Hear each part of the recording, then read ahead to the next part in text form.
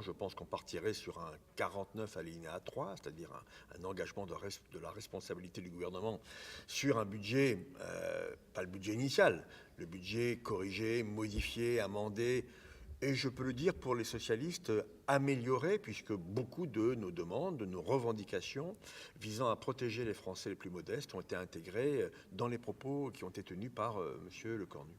Donc, est-ce que vous pensez aussi que vous, les socialistes, ce sera des députés qui voteront, mais pourront se diriger vers un accord ponctuel de non-censure?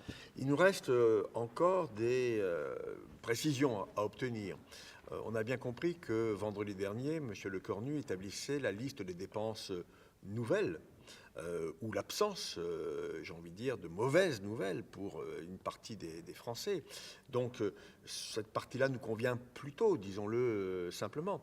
Mais nous n'avons pas entendu M. Lecornu sur les recettes, ou très peu. Il va falloir quand même qu'il précise où on pourra aller chercher ces milliards d'euros nécessaires, 8-9 milliards d'euros nécessaires pour financer les annonces qui ont été ainsi prononcées. Dans ce cadre-là, puisque la taxe Zuckman que nous défendions historiquement depuis le mois d'août dernier n'est pas retenue, eh bien il faudra demander un effort aux plus aisés, aux plus grandes entreprises. Je pense aux 400 plus grandes entreprises qui devraient avoir, selon nous en tout cas, un surimpôt permettant de dégager peut-être 7 à 8 milliards d'euros de recettes pour l'État. Certains se roulent par terre quand on parle de ce surimpôt, mais je tiens à préciser à celles et ceux qui nous écoutent que, selon toute vraisemblance, en 2025, le CAC 40, avec ce qu'on appelle la partie rachat d'actions, va délivrer plus de 100 milliards d'euros de dividendes.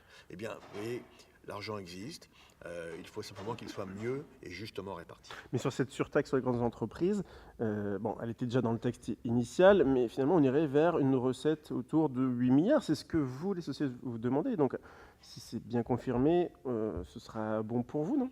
Oui, ce sera bon pour nous, au sens où nous voyons là quand même qu'il y a un effort demandé aux situations les plus aisées, les plus faciles, et notamment ces grandes entreprises, je crois, sont totalement capables de supporter cet effort. C'est pour le bien de la nation, c'est pour le bien du pays.